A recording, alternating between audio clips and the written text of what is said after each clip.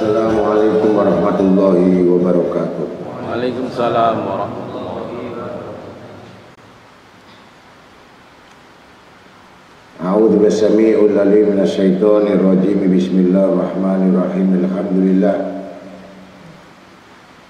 Alhamdulillah summa alhamdulilladzi amana bi isyanihi wa man alaina bi imtinanihi wa jala min khairil umam wa khasana bi Muhammadin sayyidil arabi wal ajam wa ala alihi wa sahbihi al-aimatil kiram.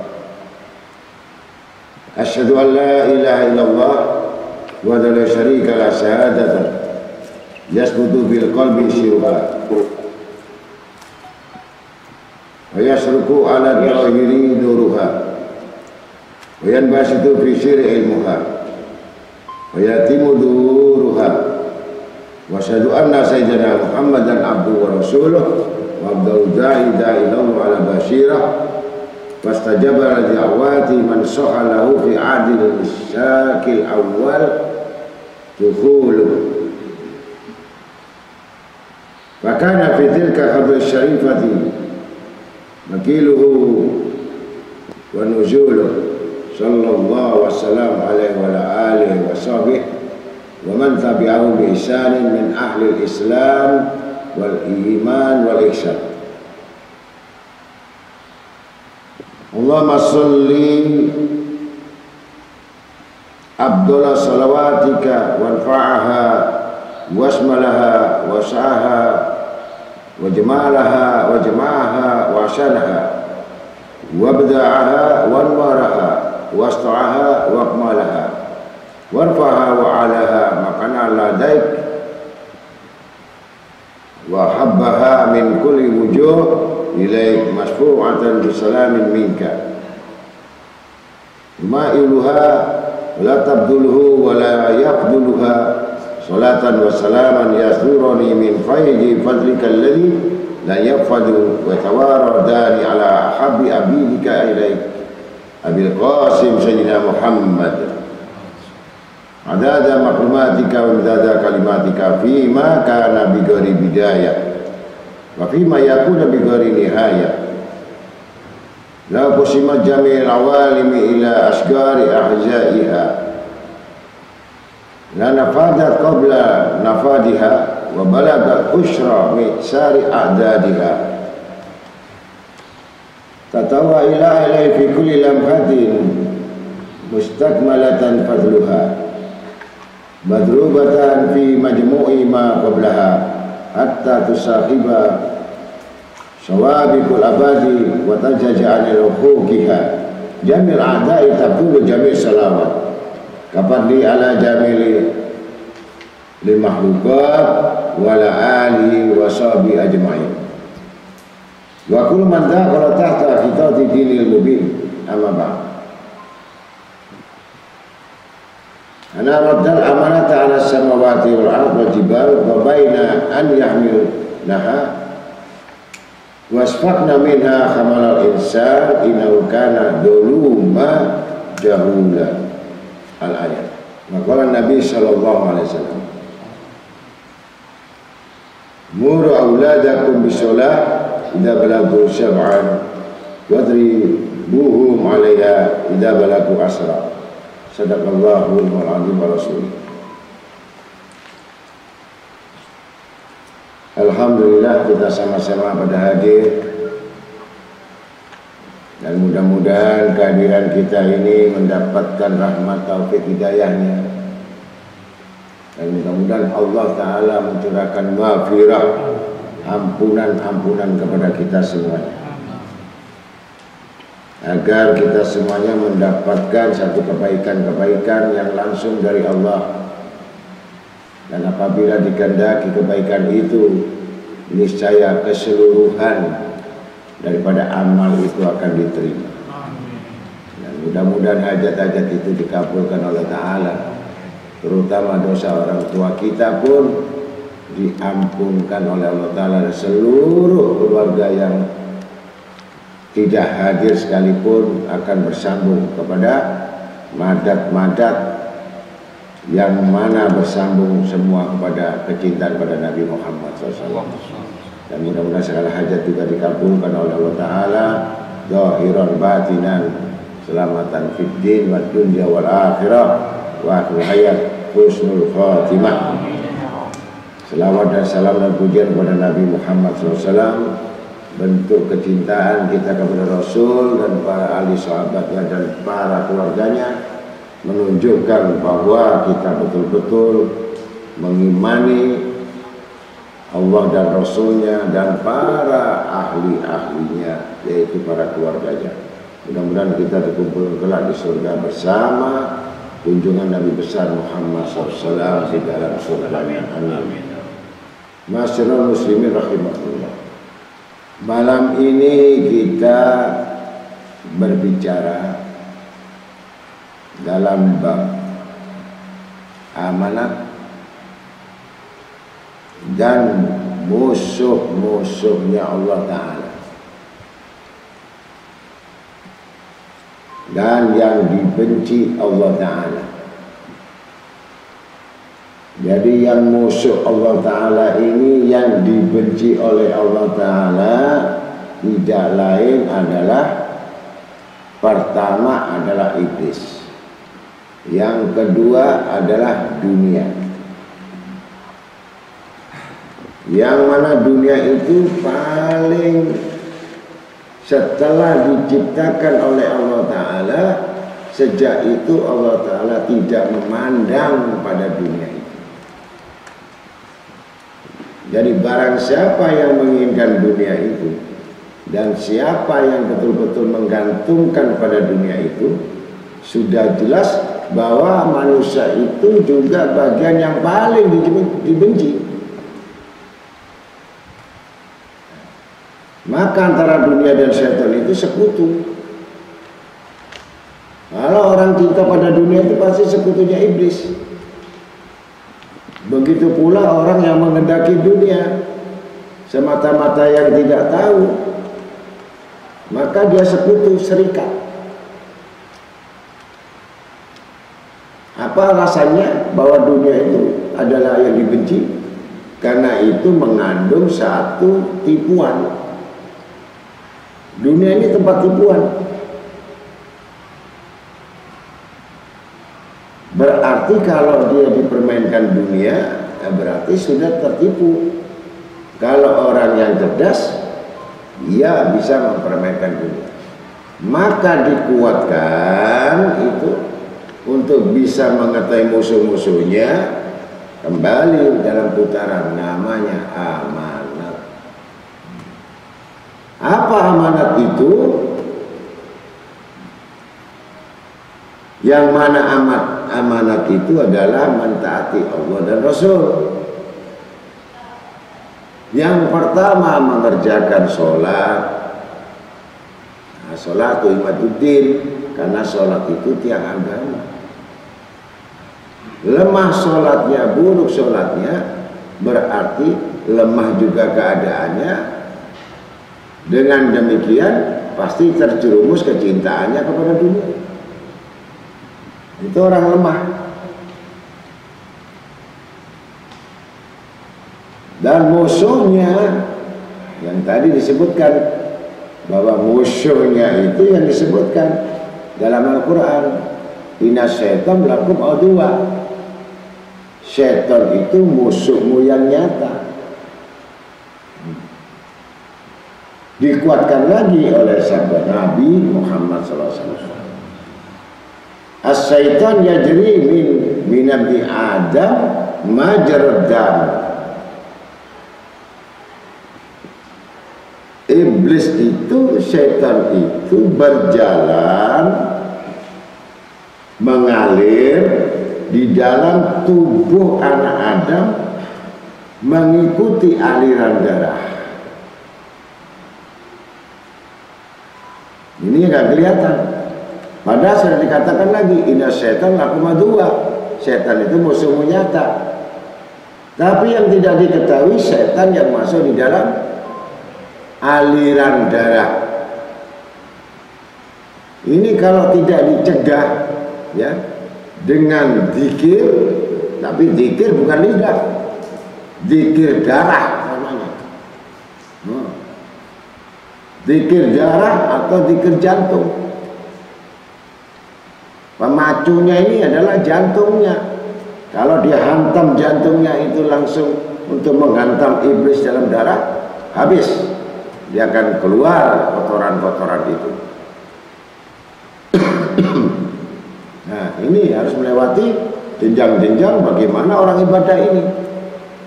Kalau enggak, kamu terhias saja di luar, kena terus. Apalagi dibantu, ya, unsur-unsur makanan yang haram, sponsor kuat itu, yang harusnya pukulan satu jadi pukulan, berarti sekaligus dia menghantam 1000 pukulan dalam darah, memicunya. Itu bahan bakar karena yang haram. Maka kenapa dilarang itu? Karena pemicunya tadi yang menguatkan power daripada nafsu tadi adalah barang yang haram.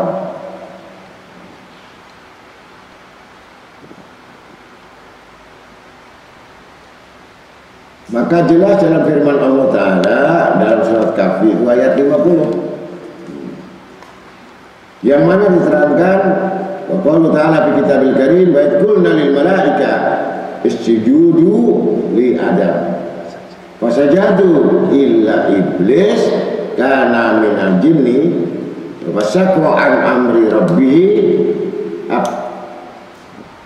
afata tahidunahu wa dzurriyyatahu awliya min duni wa hum lakum adu bisalidzolimina badala. Dan ketika kami berfirman kepada para malaikat, sujudlah kamu kepada Adam, maka sujudlah mereka. Malaikat nurut, kecuali iblis. Dia golongan, iblis ini golongan jin, maka ia mendurhakakan perintah Tuhannya. Patutkah kamu mengambil dia dan turunannya sebagai pemimpin selain daripada aku Allah, sedang mereka adalah musuhmu? Amat buruklah iblis itu sebagai pengganti Allah bagi orang-orang yang zalim. Jadi orang-orang yang zalim itu termasuk kelompok itu. Maka yang sanggup manusia tadi baru Adam gitu. Ya. Ketika iblis diperintahkan sujud kepada Adam, Adam menolak. Iblis menolak. Adam menerima. Jadi innahu kana dzaluma jahula. Sungguh bodoh manusia ini dan sesat, berani menerima amanat. Langit menolak, gunung menolak, bulan bintang menolak amanat. Manusia, ya khair, saya siap. Maka sungguh bodoh dan sesat manusia itu. Quran. Sesungguhnya kami telah tawarkan satu amanat kepada langit dan bumi dan gunung-gunung, maka mereka enggan menerimanya dan takut menerimanya. Kemudian diterima oleh manusia. Siapa yang pertama? Adam. Itu amat aniaya, lagi bodoh. Itu dalam surat Al-Ahzab ayat 72. Menerima amanat, kita ini termasuk golongan Sayyidina Umar bin Khattab minta dikembalikan ke rahim ibunya. Kenapa aku tidak jadikan toir? Kenapa aku tidak jadikan burung saja? Ketika meninggal tidak ada hisab. Sampai ingin jadi burung, ingin jadi binatang, ketika meninggal jadi bangkai, tidak ada urusan. Manusia, itulah yang dikhawatirkan. Seperti halnya Nabi Adam alaihissalam merasa enggan menerima amanat karena tahu, rasanya nggak mau. Gunung-gunung dan langit bumi saja tidak kuat menerima, maka firman Allah Ta'ala, ambillah dia, jangan takut. Karena firman Allah, pelaksanaan bawah adalah dari kamu, sedangkan kekuasaan adalah aku. Jadi membawa amanat itu manusia, tapi kekuasaan adalah Allah. Sama dengan Nabi Musa alaihissalam, diberikan kekuatan mujizat berupa tongkat. Ya, ketika orang melihat orang biasa, tongkat kayu nggak berharga. Tetapi ketika ada orang yang mendolimi, Fir'aun, begitu melihat tongkatnya ternyata ular, jadi ular. Itulah kekuasaan Allah yang tidak bisa diketahui oleh orang biasa. Maka yang sebenarnya amanat itu adalah sholat 5 waktu.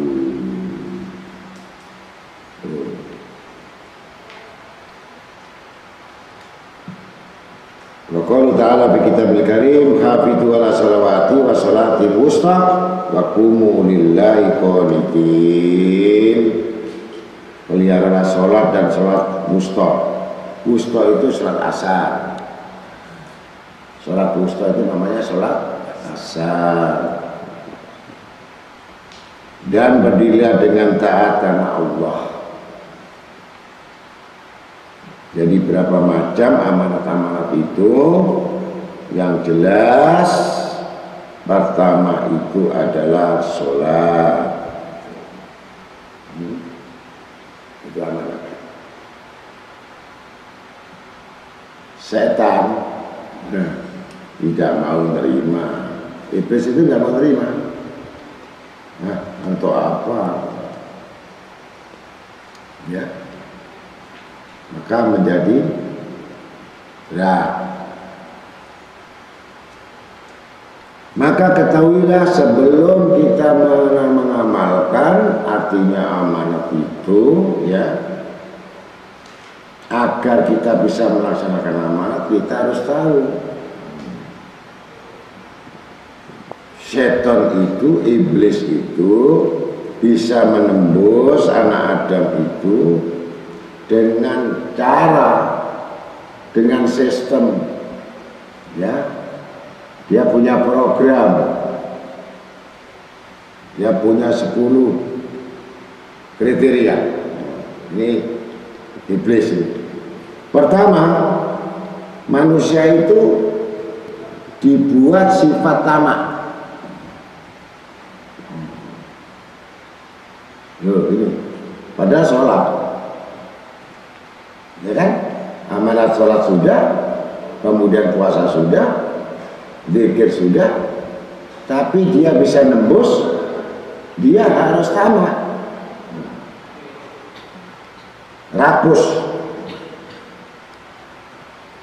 dan dia pekerjaannya suruh buat hati manusia ini, ya, orang rakus tamak itu isinya seudon. Isinya seudon dulu.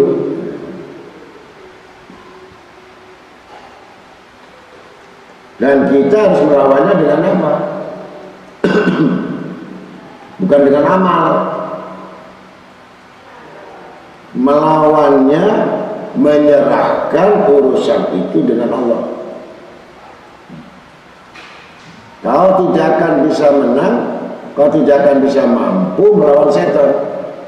Karena setan tidak kelihatan, bahkan dia beroperasi di aliran darah. Tapi hambaku yang memohon kepadaku dan percaya atas janjiku, gitu, menyerahkan kepada Allah dengan janjinya. Yang menangani setan bukan kita, gitu. Allah turun tangan. Kalau kita yang turun tangan percuma. Ya, mengandalkan amal dengan doa, dia lebih alim kok. Iblis lebih alim. Jadi kamu mengandalkan kekuatan Allah, bukan kekuatan amal, bukan kekuatan ibadah. Dia ahli ibadah, pangkatnya mugorobin. Tapi kita mengandalkan Allah, yakin Allah menolong kita, lemah dia.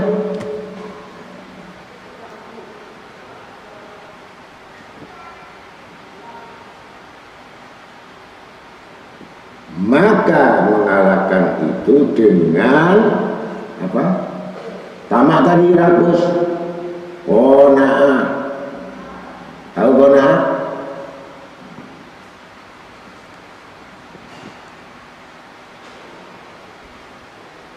Dengan berpegang pada ayat wa ma min dabbatin fil ard illa Allah rizquha. Artinya tiada sesuatu pun yang melata di muka bumi ini melainkan dijamin oleh Allah. Jelas? Qanaah itu dijamin, jangan khawatir.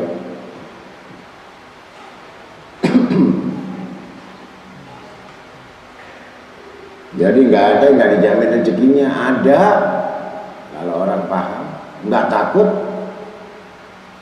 Nggak ada orang nggak takut yang kemarin sudah dibicarakan bab rezeki. Kemudian sifat iblis tadi menembus itu kepada anak Adam itu suka menghayal, tulul amal, ya, angan-angan panjang. Itu sebenarnya tiupan bisikan iblis. Bukan cita-cita. Cita-cita dengan angan-angan beda. Kalau angan itu melantur, ya.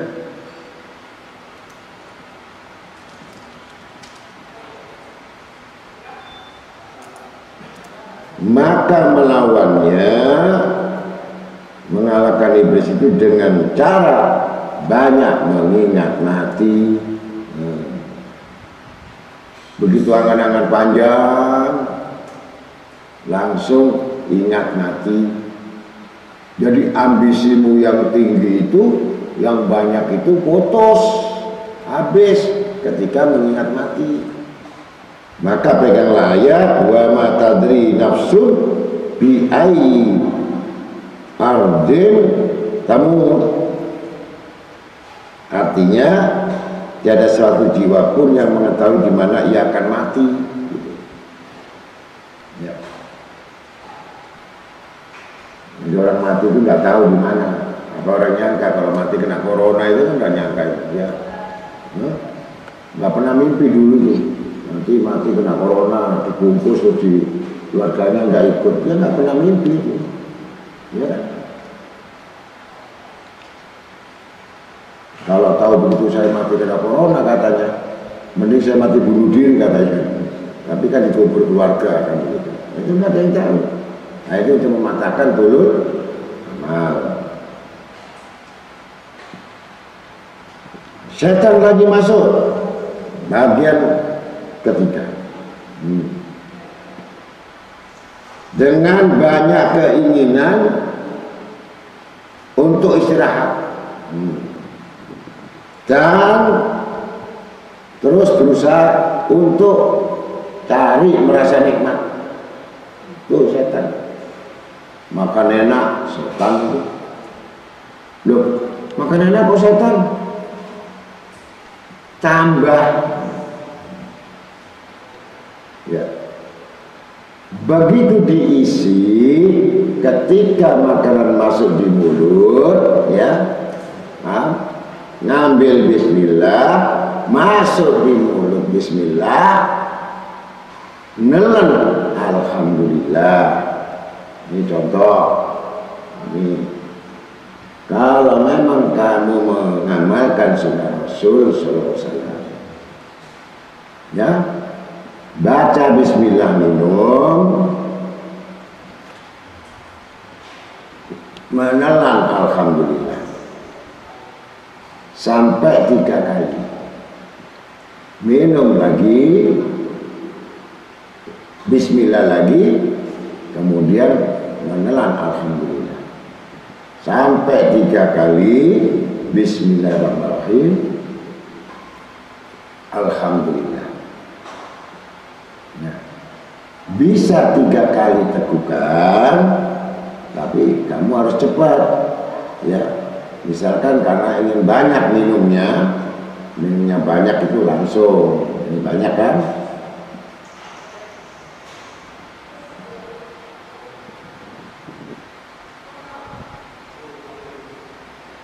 Jadi tegukannya 3 kali.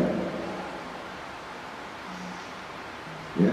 Setiap itu masuk itu tadi bismillah 3 kali juga alhamdulillah. Ini betul-betul orang yang mempunyai ma'rifat kepada Allah, bukan nikmatnya kopi, bukan nikmatnya hidangan makanan, tapi nikmatnya yang selalu melibatkan Allah, ayatnya di dalamnya. Tapi kalau gelagak itu minumnya setan. Itu orang kesetanan. Bukan nggak boleh. Itu namanya orang-orang yang lalai. Di mana bergerak, di mana menelan ludah, di mana meludah, di mana mendengar Allah. Bukan zikir. Zikir mengingat, tapi belum tentu, ya. Apa yang diingat itu bersama dengan perbuatan. Bisa kamu mengingat itu, mengingat saja, tapi kamu tidak tahu perbuatanmu. Ini orang bodoh yang berzikir, nggak ngerti, gitu.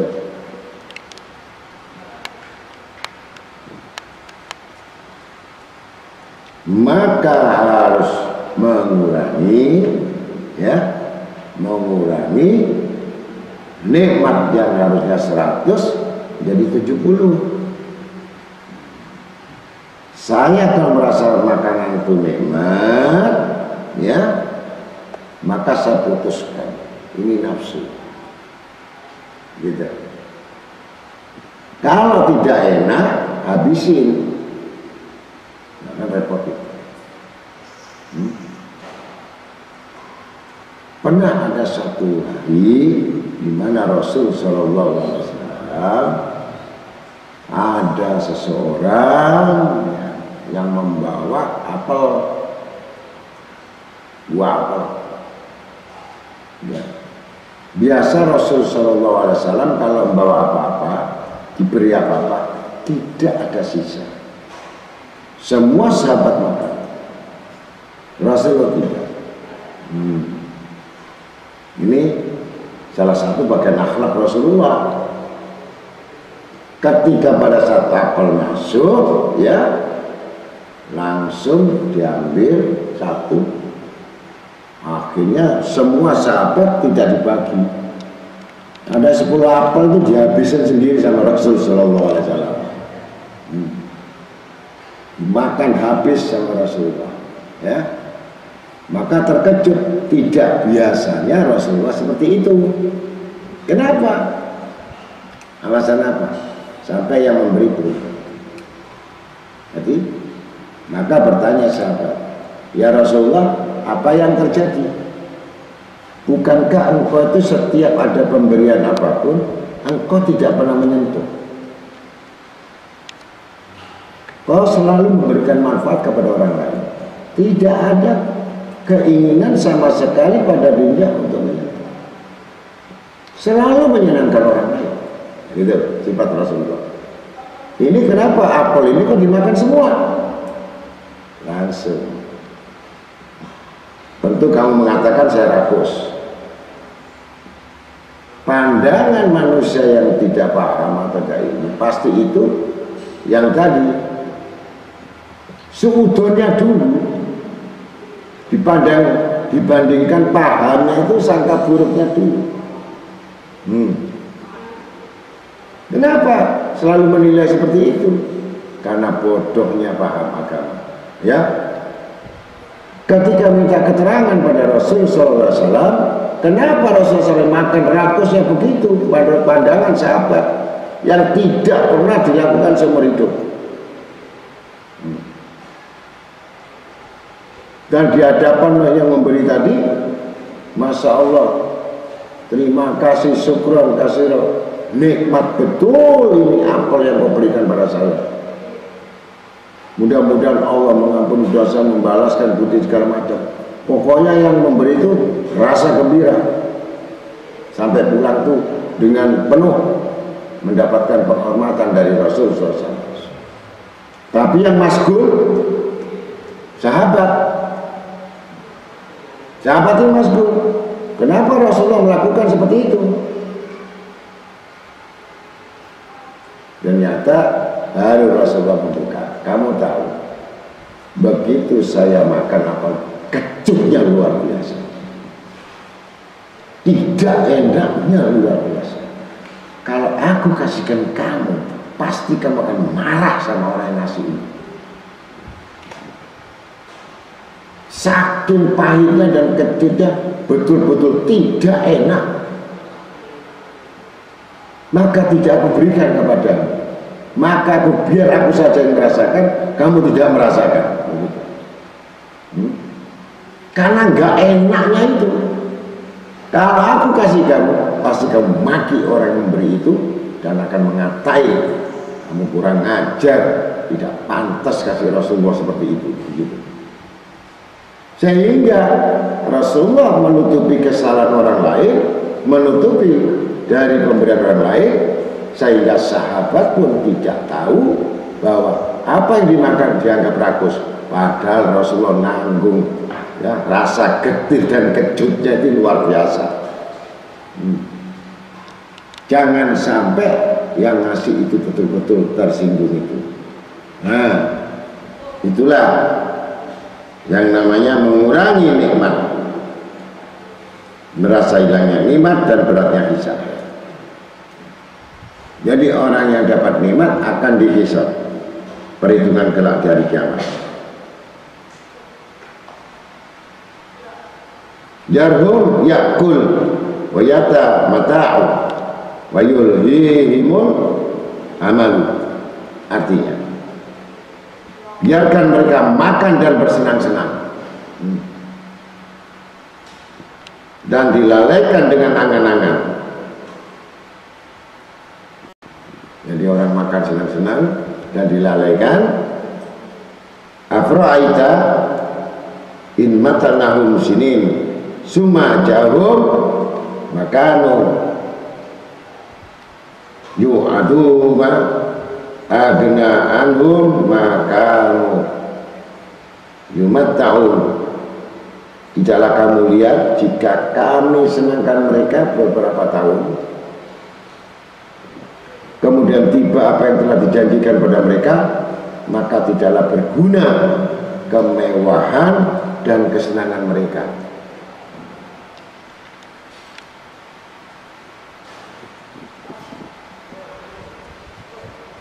Nih tugasnya iblis, supaya kamu lahap, makan lahap itu Abu Lahab.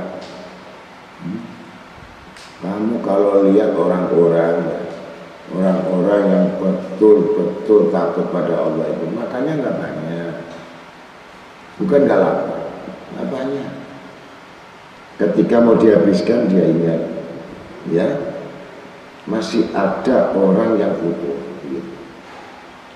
Nah kalau kita kan harus dihabisin itu, tarekatnya harus dihabisin sampai kobokannya dihabisin lagi itu, tanda kamu berkah. Tapi kalau tingkatan yang sudah ini, setiap makanan itu pasti akan disisakan. Disisakan ini untuk siapa? Untuk yang wajib menerima berkah. Gitu. Masih disisakan. Gitu. Padahal itu nikmat. Tapi ketika tidak nyaman, ya dihabisin. Jangan sampai yang tidak nyaman orang lain merasakan, begitu. Ini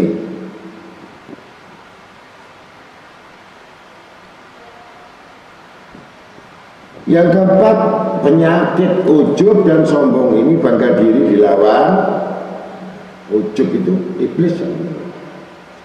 Jadi kamu kelebon, jadi sudah dimasuki kamu ujub, merasa tinggi hati, tinggi, ya macam-macam. Tinggi amalmu, tinggi ilmumu, tinggi kekayaanmu, ya, tinggi actionmu, macam-macam. Nah ini iblis sebenarnya, dan diketahui. Makanya kalau lewat itu, ini orang keluar tanduknya gitu, ada tanduknya, kayak tanduk sapi, gitu. Ternyata ujub gitu. Kelihatannya manusia tapi setan gitu. Maka harus mengingat bahwa karunia itu pemberian Allah dan takut pada akibatnya. Jadi orang ujub, orang sombong itu banyak musuhnya, banyak orang tidak suka. Karena itu sifat iblis. Apalagi malaikat, apalagi Allah. Maka pedomanlah pada ayat faminhum syaqiyun wa sa'ir. Maka di antara mereka ada yang celaka dan ada yang untung. Yang sedang saya belum mengetahui termasuk yang mana aku ini, apa golongan yang celaka, apa yang untung. Gitu. Maka tidak ada sombongnya lagi, tidak ada ujung. Kelima, iblis membuat sifat meremehkan, meremehkan orang lain, meremehkan teman, meremehkan sahabat, meremehkan orang nggak punya, meremehkan.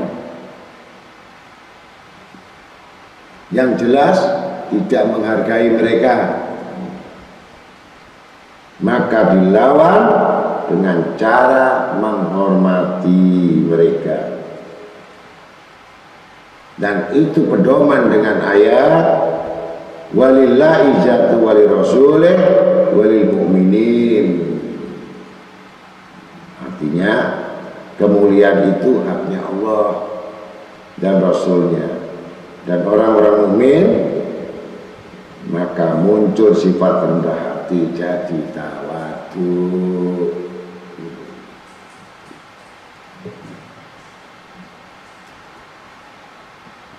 Nah ini penyakit-penyakit hati semua ini. Sifat hasud, yang keenam ini iri, dengki, penyakit.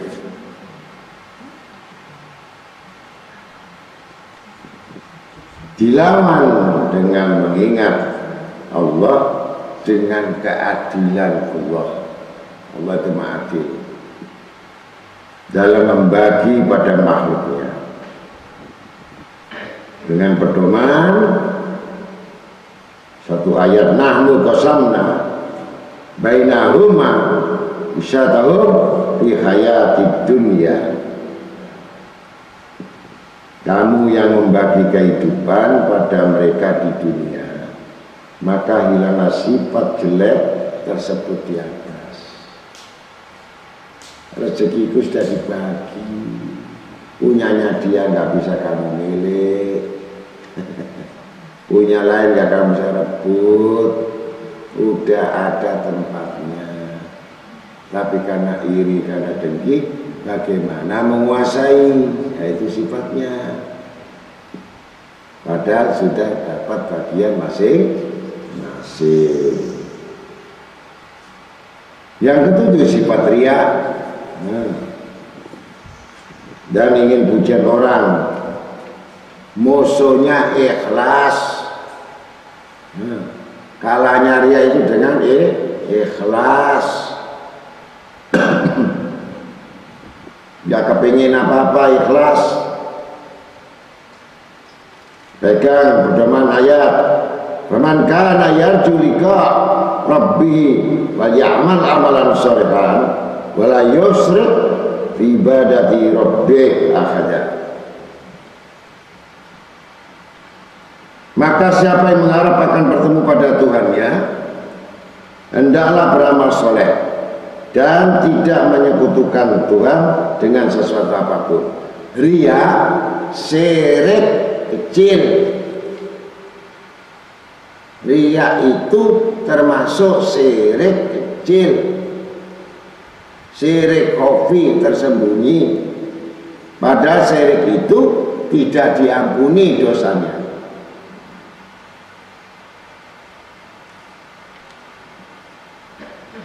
Delapan, ini kerjanya iblis semua ini ya.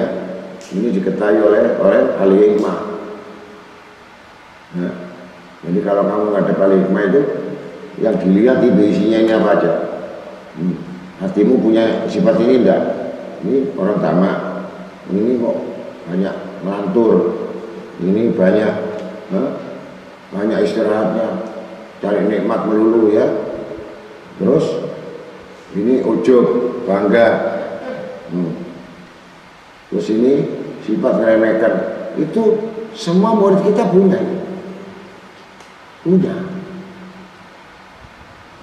Tapi dia sendiri nggak sadar. Sifat itu yang dimiliki dia sendiri nggak sadar bahwa itu sudah menjadi tabiat yang tidak akan bisa hilang sampai nanti. Dan kamu tidak akan bisa berubah. Karena sudah mengakar. Andai kata kamu bisa sadar itu karena hukum, itu hanya 1 hari, 2 hari, 3 hari kamu kembali asal. Itu tabiat. 8, sifat kikir, bakhil, dilawan dengan cara bahwa di dunia ini tidak ada yang kekal.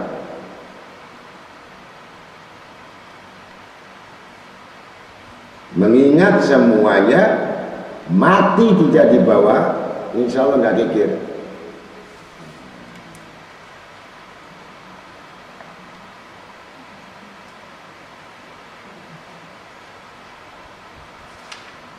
Maka pedoman harus pakai ayat, ma indakum yang fadu wa ma indallahi baq. Apa yang ada padamu akan habis, rusak. Dan yang di sisi Allah yang tetap kekal. Milih yang sisi Allah atau milih yang rusak? Untuk sementara milih yang rusak dulu ya. Yang kekal belum, kan belum mati.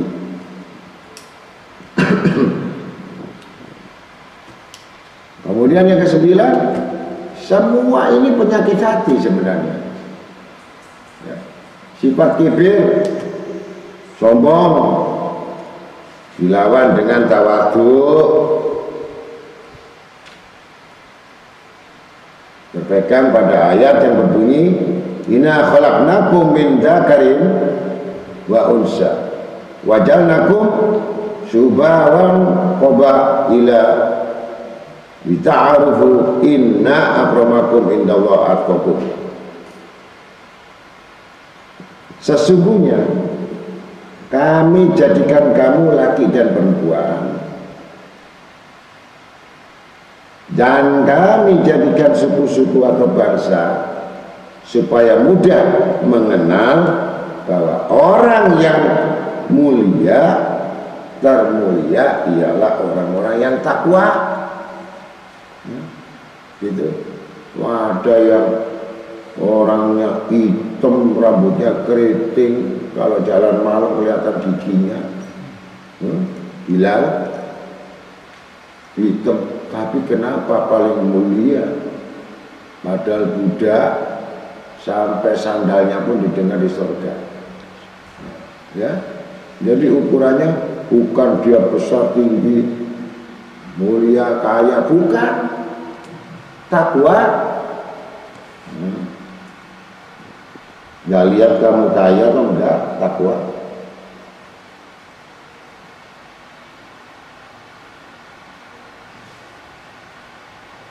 Sifat tamak yang selalu bersandar sama manusia, hati-hati, bersandar pada manusia, dilawan harus putus asa, putus harapan dari tangan manusia itu. Jangan diangkat tangan, putus, ya, kecuali kalau nunggu termen. Jangan sekali-kali mengharapkan dari tangan manusia, berharap nanti luput kamu kecewa. Ya, jangan menggantungkan sama ranting. Kalau rantingnya putus kamu ikut jatuh. Jangan menggantungkan sama manusia. Kalau manusianya jatuh kamu ikut jatuh. Gantungkanlah sama Allah Ta'ala. Dengan pedoman surat At-Tolak ayat 1. Wa may yattaqillah yaj'al makhraja wa yarzuq min haitsu la yahtasib. Wa may tawakkal 'ala Allah huwa hasbuh. Innahu baligh amri wa ja'ala likulli shay'in qadra. La haula wa la quwwata illa billah. Siapa yang bertakwa kepada Allah, maka Allah akan memberikan jalan keluar dari segala kesulitan dan kesempitan, dan akan memberi rezeki tidak disangka-sangka datang. Maka sabda Nabi SAW sudah jelas, la yadkhulul jannah man kana fi qalbihi misqala dzarratin min kibrin. Nabi SAW bersabda, tidak akan bisa masuk surga orang yang di dalam hatinya terdapat seberat semut gatal dari perasaan sombong di hatinya. Nah itu tidak bisa masuk surga. Man tawaddu rafa Allah wa man takabbara wa doa Allah.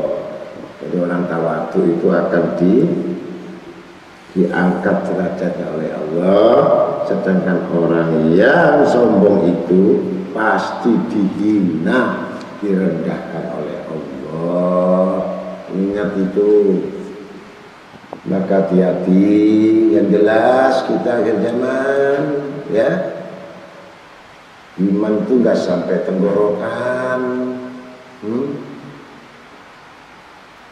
Nabi sudah bersabda, qala Nabi Muhammad SAW, yatinnas zaman la yabqa minal Islam ila ismuhu wala minad din ila rasmuhu wala minal Qur'an ila darsuhu yu'amiruna masajidahum wa hiya kharabun an dzikrillah asyara ahli dzalik az-zamani ulamahum minhum tahrujul fitnah wa ilaihim ta'udu wa haula'i alamatul qiyamah. Tanda-tanda akhir zaman akan datang nanti suatu masa ya sekarang ini sudah. Islam hanya sebutan nama. Sebutan nama saja. Agama Islam, sebutan saya Islam. Gak ngerti kan? Agama hanya bentuknya saja.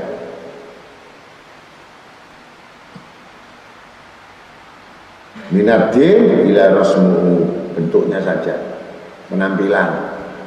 Ngerti? Bentuk itu bentuknya, agama bentuk penampilan. Al-Quran wala minal Quran ila darsuhu. Quran itu hanya bacaan saja.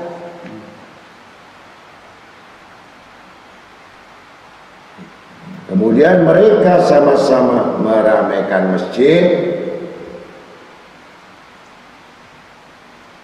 sedangkan masjid-masjid itu sunyi dari zikir menyebut asma Allah. Orang-orang yang paling busuk pada zaman itu ialah para ulamanya. Kan? Dari mereka banyak timbul fitnah. Dan fitnah pun akan kembali kepada mereka juga.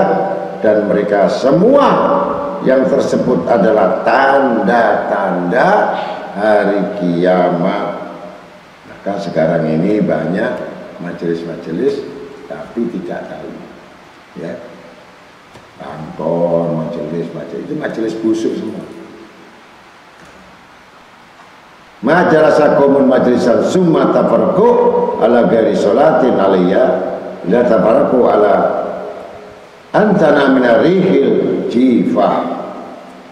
Tiada satu kaum yang duduk pada majelis kumpulan kemudian mereka selesai tanpa membaca sholawat untuk saya, kata Nabi, kecuali bubaran mereka, selesai rapat mereka, selesai dengan apa yang dibicarakan, mereka itu bentuknya berbau lebih busuk daripada bangkai. Maka juga subhanahu wa bihamdika asyhadu an la ilaha illa anta astaghfiruka wa atubu ilaik. Minimal minta ampun sama Allah. Kemudian sihirnya iblis tadi untuk cinta pada dunia. Nah, ini rusak semuanya. Benak dunia hancur sudah ada.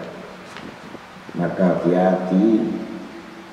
Ini puncaknya iblis ini adalah ketika kamu yang mengurusi dunia, maka kamu akan dijerumuskan. Qala Nabi Muhammad SAW, ittaqud dunya walladhi nafsi biyadi inna li ashar min haruta wa marut. Berhati-hatilah pada dunia, karena demi Allah yang menguasai jiwaku, kata Nabi, sesungguhnya dunia itu lebih kuat pengaruhnya daripada malaikat yang punya kekuasaan sihir Harut dan Marut. Nabi sampai bersumpah pada jiwanya, ya. Kalau Nabi SAW, man tazayyana bi amalil akhirah wala yuriduha wala yatlubuha lu'ina bis samawati wal ardh. Nabi SAW bersabda, barang siapa yang menghiasi dirinya dengan amalan-amalan akhirat sedang ia tidak mengendakinya dan ia tidak pula untuk menuntutnya atau tidak mau ngambilnya dan tidak mau belajarnya atau menginginkan betul akhirat itu, niscaya ia akan terkutuk di langit dan di bumi. Jadi orang yang tidak betul-betul menginginkan akhirat ini, dia akan dikutuk oleh Allah. Kutukan itu langit dan bumi. pegang hadis Nabi SAW ya. Kalau Nabi Muhammad SAW bisal abdal bakhil wa tala wa nasiyal kabir al muta'al bisal abdal tajabbaru wa tada wa nasiyal jabbar a'la bisal abdal syahawalaha wa nasiyal maqabir wal bala bisal abdal hatta wa tada wa nasiyal muqtada wal muntaha bisal abdal yukhayyal dina bisahwat bisal abdal tama' yaqudu bisal abdal hawa yudillu bisal abdal ragiba yudillu. Apa kata Nabi Muhammad SAW bersabda, alangkah celakanya seorang hamba yang berlaku kekir atau bakhil dan tipu daya, lalu ia melalaikan yang maha agung lagi maha tinggi. Alangkah celakanya seorang hamba yang berlaku kikir atau bakhil dan tipu daya, lalu ia melalaikan yang maha agung lagi maha tinggi. Alangkah celakanya seorang hamba bila berlaku sombong dan takabur atau merajalela atau yang melampaui batas, lalu melalaikan yang maha perkasa dan yang maha tinggi. Nah, alangkah celakanya seorang hamba yang berlaku lalai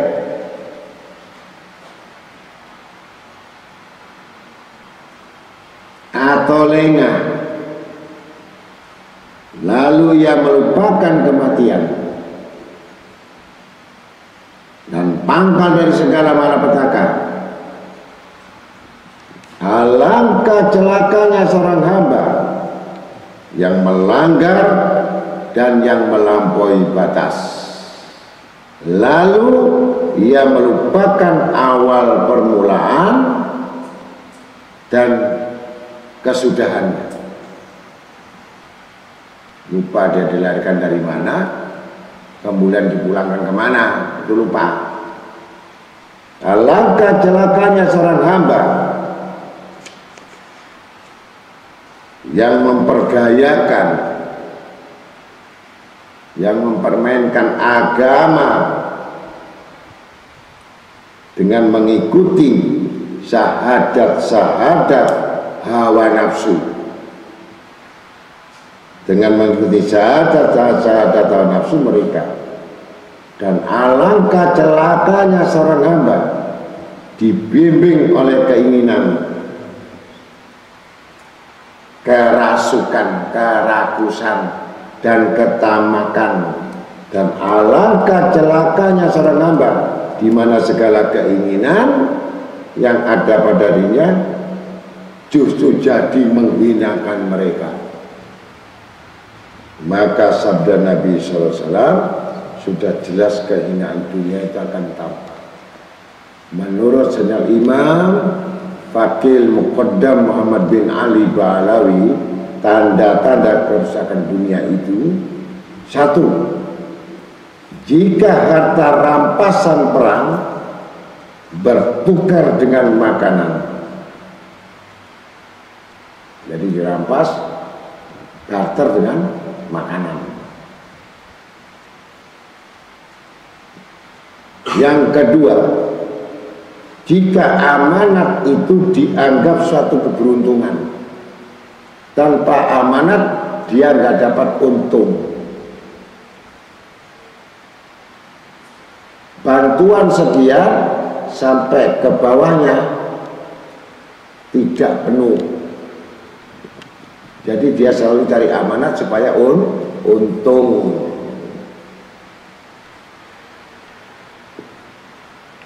Ketiga, jika harta dianggap satu denda bagi manusia atau pajak. Yang keempat, yang paling banyak, jika suami taat sama istri, udah kiamat.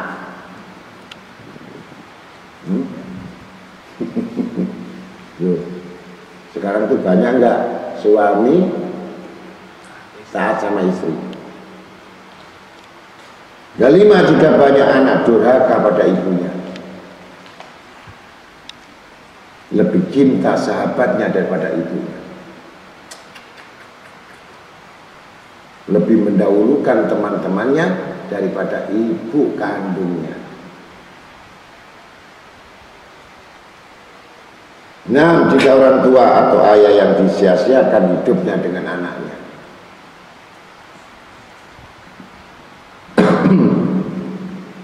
7, jika orang terlalu patuh pada temannya karena kekayaannya, karena kedudukannya. Patuh taat karena kekayaannya dan kedudukannya, dia adalah seorang penjilat.